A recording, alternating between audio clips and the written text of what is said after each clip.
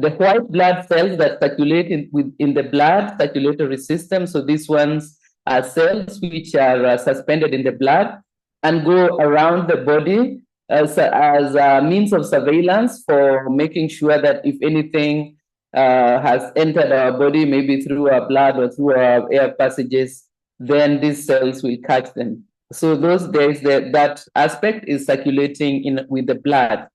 Then we've got some of the immune cells are found in our bone marrow. So the ones found in the bone marrow, also just to mention that this is where the blood cells are made in the bone marrow. And for that reason, there will be white blood cells also in the bone marrow. Some which will be staying there, others which will be moving on to circulate in the blood and go into various places. So the bone marrow is another location where we'll have our immune system.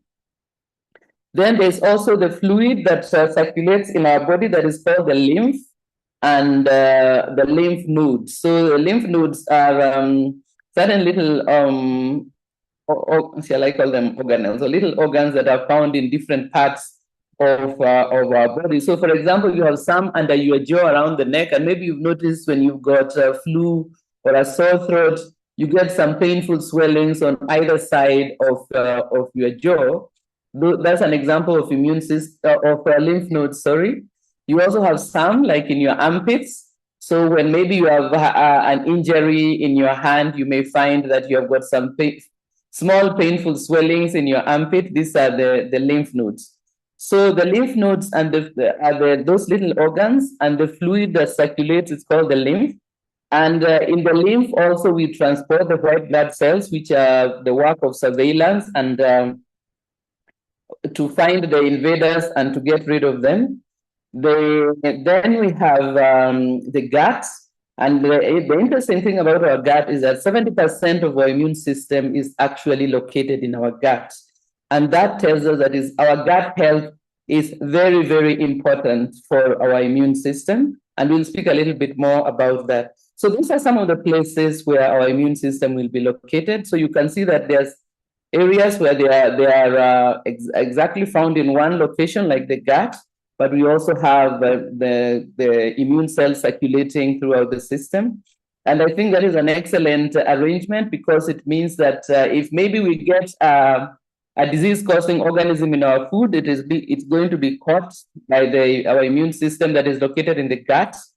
If we get something through our nostrils, it might be got by the lymph nodes in our jaw, and so on.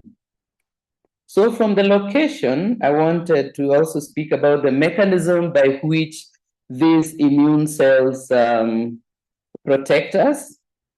So since we've seen that there are various places where they are located, we'll also mention that there are various mechanisms by which the immune cells actually work to protect us. So the mechanisms are for tracking. Remember, for example, we say there is surveillance. Some white blood cells act as surveillance. Then we have also the finding and the killing or dissolving or digesting of the pathogens. And also we have memory cells which remember the microbes which had attacked us previously, keeping that memory for use in future. So our first line of defense, so the first mechanism, will be our first line of defense, which is the skin. And as you know, the skin is our largest organ. It covers us from head to toe. And the skin also has a microbiome of its own. On the surface of our skin, we have got friendly microbes that help with our immunity. We also have, of course, our skin is not so easily permeated by microbes unless we have been injured, and the place which is injured can be more vulnerable for infection from these invaders.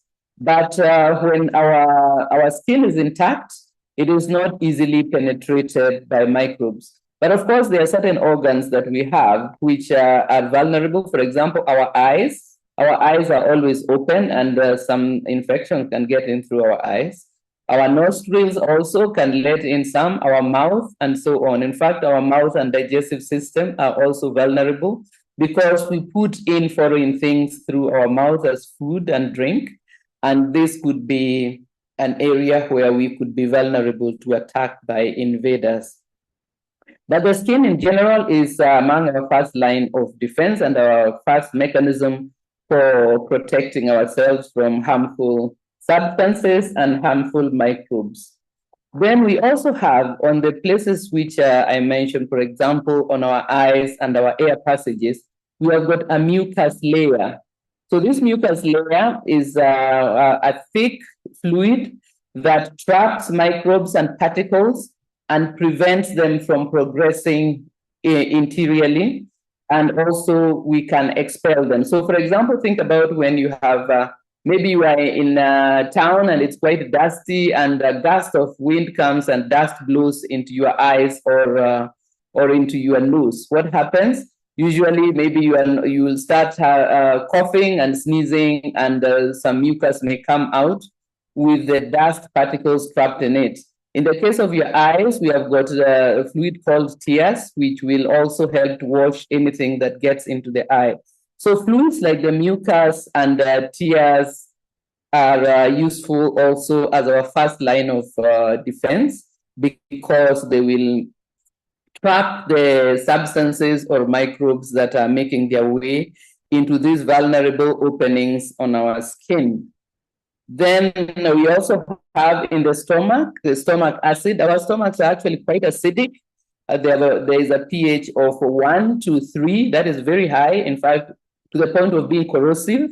And the way we protect our stomach from being burnt by the high acidity of the stomach is by having a thick mucus layer on the inside of our stomachs. If you have ever been involved in butchering an animal, you may have seen that the contents of the gut usually have a thick layer of slightly mucus. This protects the walls of the stomach and the gut from being corroded by the acid. But the purpose of that high acidity is that when we eat and food enters the stomach, this acid is going to be destructive towards most of the microbes that might have come in with our food. And so it is another first line of defense, because, as I said, the food, by eating, we actually are exposing ourselves to the possibility of infection, but we do have to eat. So then, from the first line, we also have what I've already mentioned, the white blood cells, which are always working in surveillance and killing harmful microbes. They have different ways of doing so. They can digest them, they can cause the microbes to clump together, and they can also engulf them, that is, surround the microbes and carry them off to be neutralized and eliminated. Then the other mechanism that I've also mentioned is the memory cells. So the memory cells are part of our immune system, which keep a memory of previous infections that we have had. And this memory helps to speed up the rate at which we fight those microbes when we come across them again. Then we have what are called the T cells. So the T cells also made in the bone marrow, and their work is to kill cells which are too damaged to function properly. So they have that function, and also they surveil any cells that either have signs of cancer or are precancerous, and they also kill those ones so that they are eliminated before they become a problem. Then the last mechanism is, of course, the gut microbiome. So we have mentioned this very often.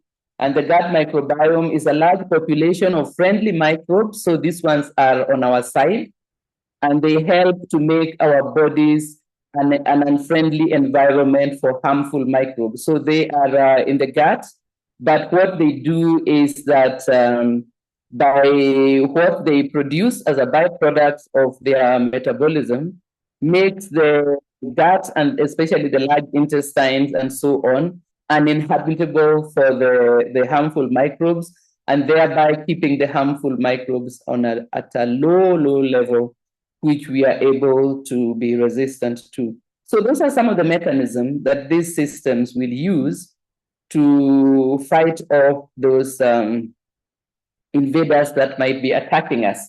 And I just wanted to finish this section by saying that the gut microbiome is one of the reasons why we recommend that you don't just take antibiotics whenever you have a minor infection. If you have something like a flu, there most often there is no need to take antibiotics, because the antibiotics, first of all, will not kill the virus, and unfortunately, it will kill a big part of the friendly microbes that you have. So you can discuss with your doctor if you have an infection, whether it is necessary to have antibiotics or not. In some infections, it is necessary to have antibiotics, but it's not always so. But sometimes we feel as if we are sick and we are not given antibiotics, then somehow the doctor is not taking good care of us. Just be aware that not every infection benefits from antibiotics, and the antibiotics are normally not selective. They will kill the good and the bad, all of them together. So if for some reason you have needed to take antibiotics, then we need to be careful about trying to support rebuilding our gut microbiome, which supports our immune system. And in this particular section about the gut microbiome, we'll revisit it when we are speaking about gut health, maybe the week after next, because as we have mentioned, autoimmune problems are on the increase. And for that reason, let me also introduce that term autoimmunity. So our normal immune system reacts only in response to foreign or defective tissue, which is going to harm our bodies. So normally that is the only time when we have the immune system responding. Otherwise, it simply goes around our body in the blood circulatory system and so on, so keeping a surveillance for any invaders. If there are no invaders, then it just remains quiet. And this is what should happen in a healthy immune system. However, if the immune system is stressed or triggered by something, then it can start attacking our own tissues. So under normal circumstances, the immune system is able to recognize what is our own tissues. But if it is stressed or triggered by some microbe infection or substance, it can then start attacking our own tissues. And that is what we refer to as autoimmunity. And there are very many illnesses which are turning out to be as a result of our immune system turning on us. That is, of course, not normal. So what are some of the issues that can give us problems to do with our immune system? The first one will be aging. As we grow older, our immune system also ages and becomes weaker. Why would it become weaker? It could be due to accumulation of harmful microbes or an increase in our toxin load. The longer we are in the world, especially with the toxicity that exists now, the more small amounts will be accumulating over time, especially if we are not careful about ensuring that we don't increase our toxin load unnecessarily. So with time, we may find that our toxin load is increasing, or the harmful infections on a low-grade infection can be carrying on in the background, which can diminish our immune system. And then another thing that can damage our immune system is what is referred to as leaky gut. So this is where the gut lining is no longer no longer has a high integrity. So there are some gaps which are not supposed to be there as a result of certain health issues. So that means that food which is not properly digested might be able to leak into the blood circulatory system. This is going to be picked up by those immune cells which are surveilling the system. And then what will happen is that they will react as if we are under infection. So that is why our gut health is very important. And we should make sure that our diet is not harmful to our gut. If we notice that we have gut issues, we should not ignore it. We should try to change our lifestyle and use supplements in order to ensure the health of our gut. Another thing that can impair our immunity is pollution. So, for example, if we are exposed to smoke such as air pollution or tobacco smokes because we smoke or we are around people who smoke heavily, we may find that this can also be harmful to our immune system. This is because smoke tends to be an irritant of our air passages. And if there is chronic irritation, there is going to be chronic inflammation, and chronic inflammation tends to stress out the immune system and cause it to be triggered and start overreacting with autoimmune issues. Then a diet that is high in sugar and refined carbohydrates and other highly processed foods with a lot of chemicals and preservatives and so on, can also be detrimental to our immune system.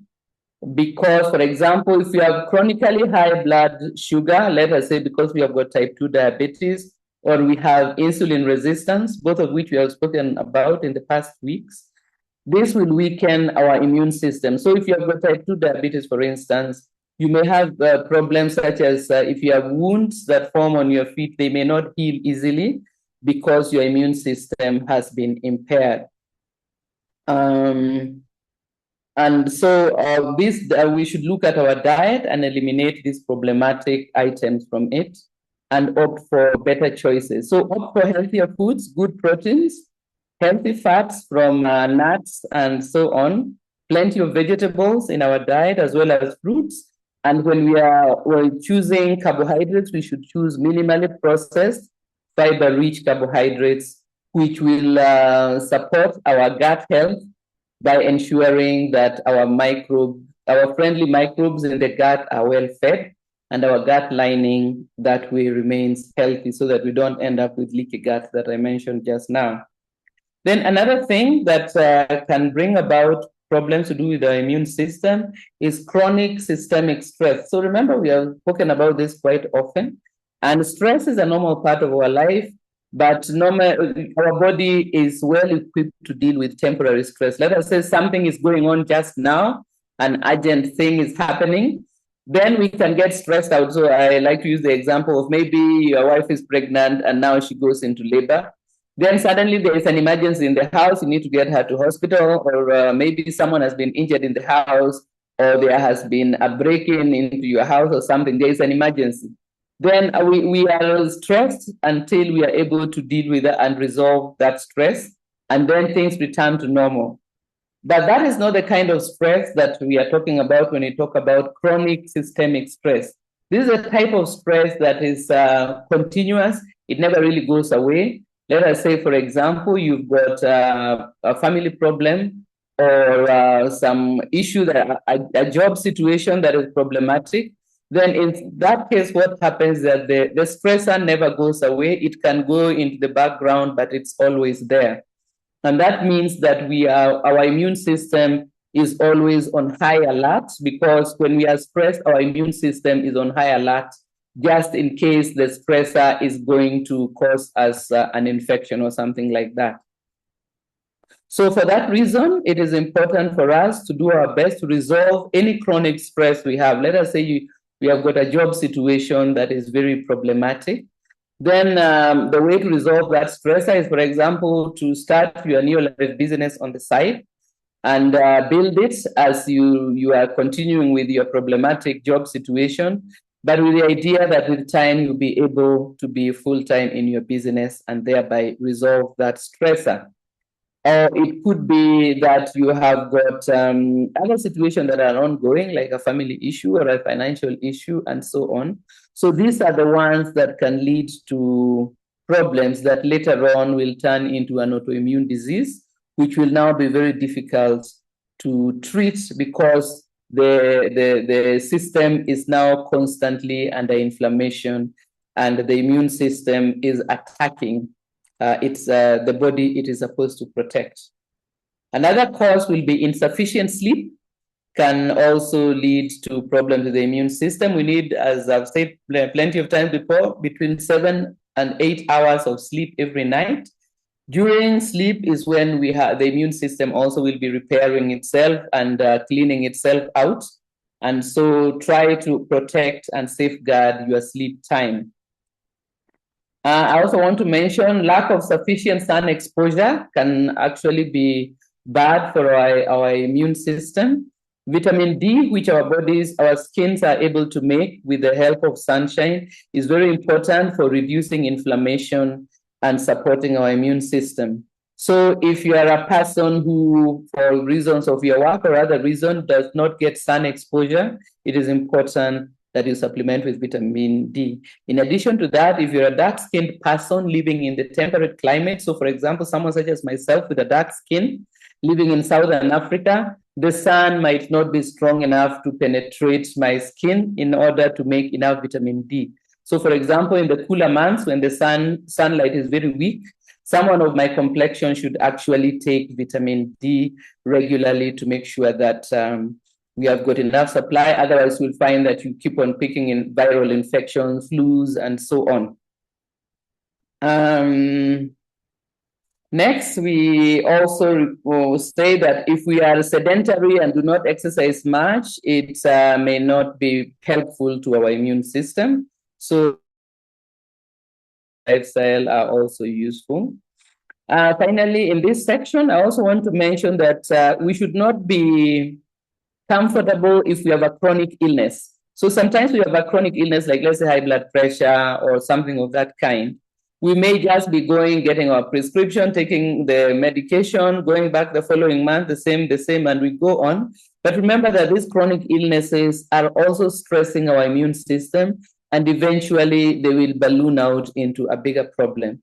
So if you have got a chronic issue, do try to see which of the products can be helpful and which of your lifestyle habits can be changed in order to get rid of these chronic illnesses that requires us to be perpetually taking medication.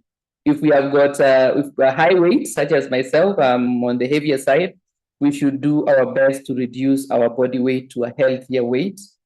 And other things such as type 2 diabetes, insulin resistance, and so on. All this, we should try to resolve them rather than become comfortable with just taking medication month in, month out, because the problems they are causing will be going on. A lot of these medications deal with symptom suppression.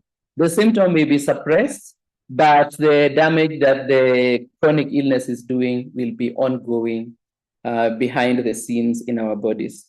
So now we go to the products that we recommend for supporting our immune system. First of all, as always, is TreeNN, which is our baseline supplement that ensures cellular health.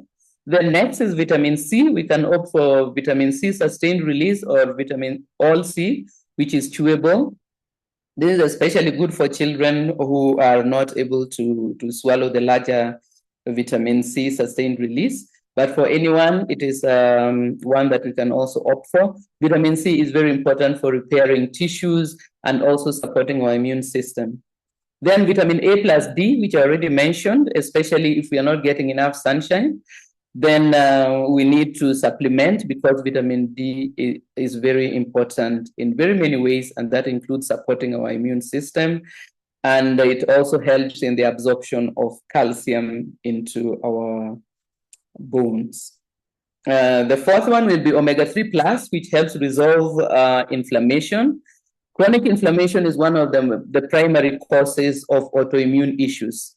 So if you have a familial history of autoimmune issues, you can preempt things by regularly taking omega-3 plus to keep down the inflammation and also to support your immune system. Then I would also add there, remember, these are recommendations. You don't have to take all of them all the time. You can see what you can take from time to time and what to add or what to subtract, depending on the season, depending on your situation, depending on your finances. So next we have garlic allium, which is an antimicrobial. It helps in killing unfriendly microbes that might be infecting us.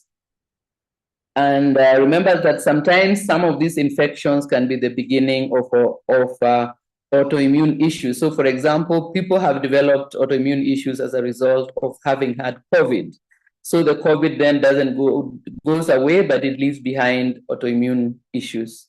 Then lastly, I would add there chelated zinc, which helps with wound healing and also supports the production of some of the things that aid our immune system. And if your diet is not rich in fiber, then you can add fiber tablets. But of course, you can get fiber from a diet that has got fiber-rich foods, which are not hard to get. It can be fruits, it can be vegetables. So for most of us here in Africa, fruits and vegetables are still fairly available and not too expensive. You can opt for the fruit that is available in your locality. So I think that is what I had prepared for you, but I wanted to share something in this training, especially because this month we are remembering the 30 years of being in the Neolife business.